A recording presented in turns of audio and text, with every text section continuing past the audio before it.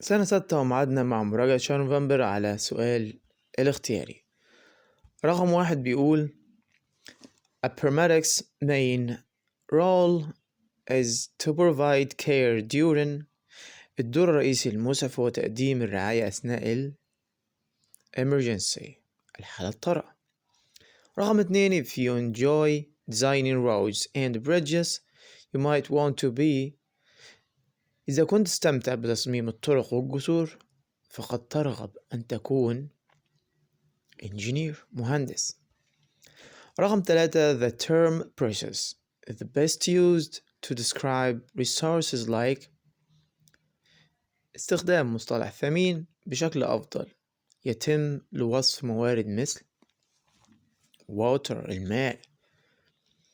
رقم 4 Taylor has the ability to. يتمتع الخياط بالقدرة على make clothes صح كده صنع الملابس. 5 Someone is responsible for keeping a natural resource safe is doing research to help the. الشخص المسؤول عن الحفاظ على مورد طبيعي آمن يقوم بإجراء بحث لمساعدة صح كده environment يعني البيئة. Because رقم 6 Because of the accident the police had to control the very heavy.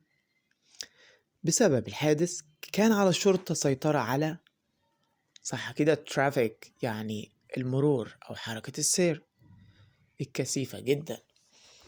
رقم 7 It is dangerous to ignore the stop يعني من الخطر تجاهل sign صح كده العلامة أو علامة التوقف. رقم 8 We need to work quickly not slowly because this is a real. نحتاج إن احنا نعمل بسرعة وليس ببطء لأن هذه حالة طارئة صح كده. رقم 9 My older brother is a.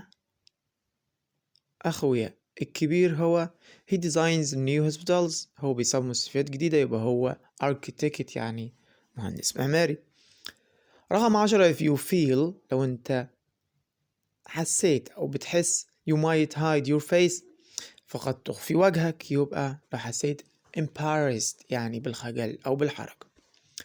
11 the bird began to. الطائر بدأ بال at the small bowl of milk في وعاء الحليب الصغير يبقى بدأ بال pick يعني ينقر. رقم 12 the scientists العلماء received a big حصلوا على for their important research بحثهم الهام يبقى حصلوا على award يعني جائزة. 13 he is only 3 so he tie his own shoes. عمره 3 سنوات فقط لذلك he isn't able to يبقى ليس قادر على ربط حذائه بنفسه.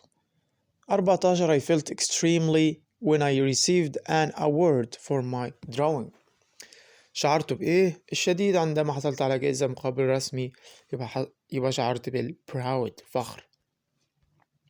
15 A is a plant that usually grows in dry places and doesn't need much water. هو نبات ينمو عادة في الأماكن الجافة ولا يحتاج إلى الكثير من الماء يبقى هو الكاكتس اللي هو الصبار. 16 The sun brightly in the morning الشمس ببراعة في الصباح يبقى sparkles تتألق.